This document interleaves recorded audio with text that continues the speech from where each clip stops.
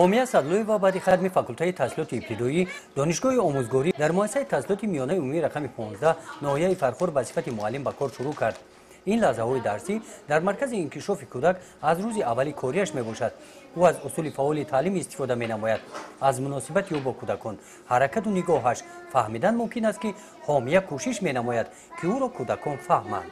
من ختم کرده انامین مکتب می باشم. 11 سال در همینجا ختم کردم و به دانشگاه دولتی آموزگاری تاجیکستان در اختصاص تحصیلات ابتدایی داخل شدم و آنجا را با بهای خوب و اعلی ختم کردم و خوشحالم که در همین مکتبی که من ختم کردم یعنی در دهه خودمان مرا به کار قبول کردند و چون برای من بسیار آشنا بود، چون من نوکار هستم، برای من دشواری ها زیاد پیش می آید و از سببی که آموزگارای اینجا رو می شناختم، یعنی همده های من هستند، استادای من هستند، برای من کار بسیار هم آسان می شود. یعنی که یگان کمبودی هایی که از من سر می زند آنها می توانند که آنها را با من فهمانند، یعنی که برای من پیشنهاد نمایند که اگر این خیل شود این خیل یعنی اجرا کنید خوبتر و نقشتر می شود و این برای من بسیار آسانی را می آورد و البته سال اول کاری دشواری دارد، به کمبودی نمی شود، اما با مرور زمان و با کمک استادان من می خواهم که از این مشکل ها برطرف شوم و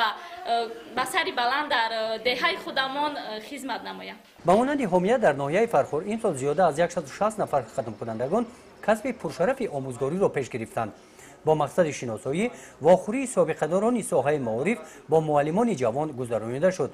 این واخوری با اقدام شعبه معارف و علم ناحیه دایر گردید. غزلشاد سفرزاده مدیر شعبه معارف و علم ناحیه و این معلمان سابقه‌دار عاید کسب آموزگاری از تجربه کاری خود نزد این جوانان برآمد نمودند. آنها قید کردند که آموزگار معلم تربیتگر است، او باید نمونه دیگران باشد. لباس شینم و زیبا وابسته به طلبات مکتب را باید به بر نماید. در کارهای جمعیتی فعالانه اشتراک ورزد. نتیجه کار آموزگار دانش شاگردان است. مادر من آموزگار هستند. آن کس همه وقت می گفتند شعار من در راه آموزگاری این است: می آموزم تا بی آموزانم. و من نیز امروز این شعار مادرم را پیشه خود کردم و شعار من این است که می آموزم تا دیگران را بی آموزم.